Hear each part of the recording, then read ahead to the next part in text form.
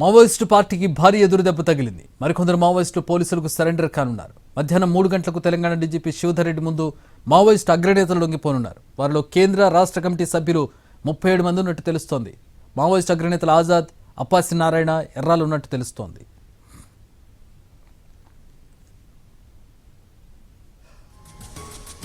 ఇప్పటికే మల్లోజుల వేణుగోపాల్, ఆసన్న లాంటి వ్యక్తులు పోలీసుల ముందు సరెండర్ అయ్యారు. అతనిలో మావోయిస్టు పార్టీలో కీలకంగా ఉన్న తెలంగాణకు చెందిన బండి ప్రకాష్ అలియాస్ ప్రభాత్ కూడా డీజీపీ ముందు లొంగిపోయారు.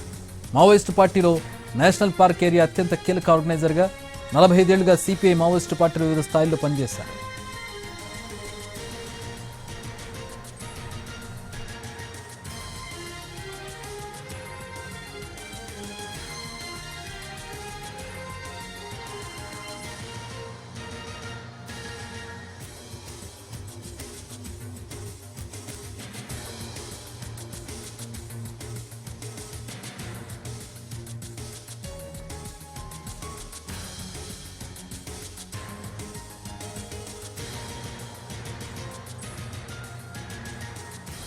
మావోయిస్టు పార్టీకి భారీ ఎదురు దెబ్బ తగిలింది. మరికొందరు మావోయిస్టు పోలీసులకు సరెండర్ కాబోతున్నారు.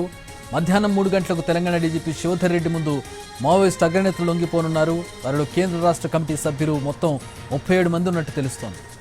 Crime input editor Ramesh Vaitla join అవుతున్నారు. దీనికి సంబంధించి మరిన్ని వివరాలు తెలుసుకునే ప్రయత్నం చేద్దాం. మావోయిస్టు అగ్రనేతలు ఆజాద్, అప్పాసి నారాయణ, ఎర్రాలు ఉన్నట్టుగా తెలుస్తుంది. లొంగిపోబోతున్న వాళ్లలో ఇప్పటికే మల్లోజుల వేణుగోపాల్, ఆసన్న లాంటి కీలక వ్యక్తులు పోలీసుల ముందు సరెండర్ అయ్యారు.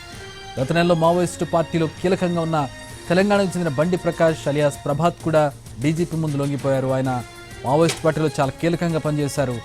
నేషనల్ పార్క్ ఏరియా అత్యంత కీలక ఆర్గనైజర్గా 45 ఏళ్లుగా సిపిఐ మావోయిస్టు పార్టీలో వివిధ స్థాయిల్లో పనిచేశారు. ఆయన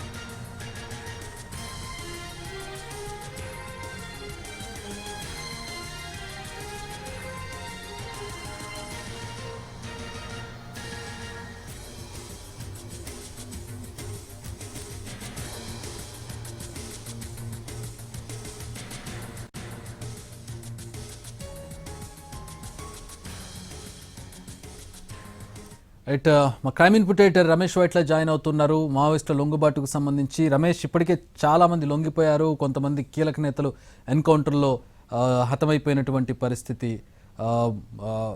ప్రస్తుతం ఇంకా కీలకమైనటువంటి ఆజాద్ లాంటి కీలకమైన వ్యక్తులు ఈరోజు లొంగిపోబోతున్నట్టుగా తెలుస్తోంది. ఏంటి, అనుకున్న దానికంటే చాలా క్విక్గా ముగిసిపోయేటట్టు కనపడుతోంది చేస్తున్నటువంటి ఆపరేషన్ కగార్.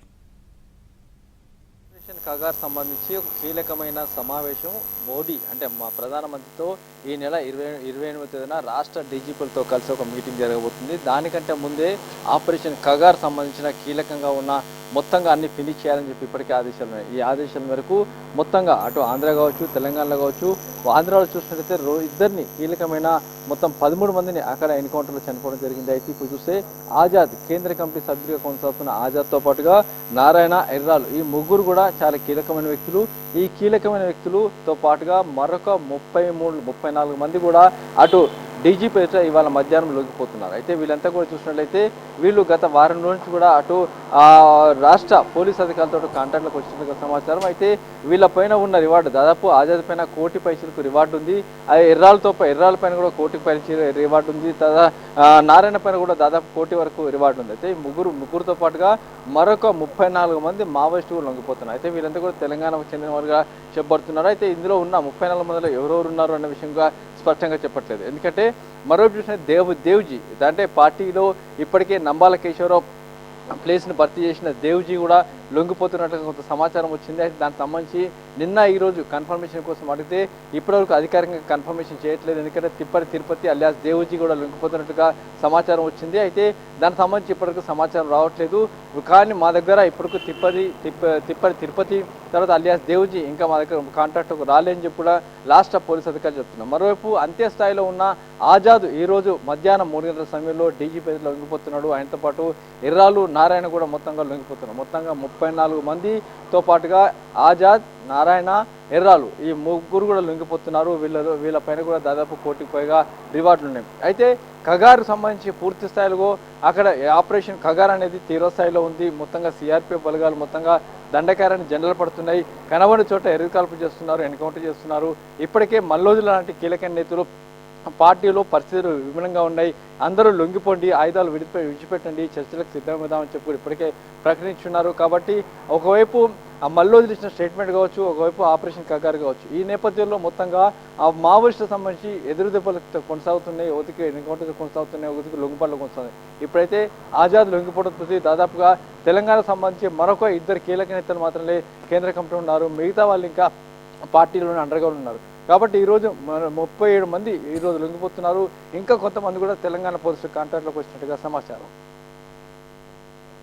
ఆల్రైట్, అంటే ఇప్పుడు చాలా కీలకమైనటువంటి వ్యక్తులు లొంగిపోయారు, ఇంకా కీలకమైనటువంటి వ్యక్తులు లొంగిపోబోతున్నారు. 3 గంటలకి పూర్తిగా వివరాలు తెలిసే అవకాశం కనపడుతోంది. ఎస్, 3 గంటలకి దాదాపుగా ఇప్పటికే అధికారికంగా చెప్పడం జరిగింది. 37 మంది మావోయిస్టులు లొంగిపోతున్నారని చెప్పి సమాచారం ఇచ్చారు.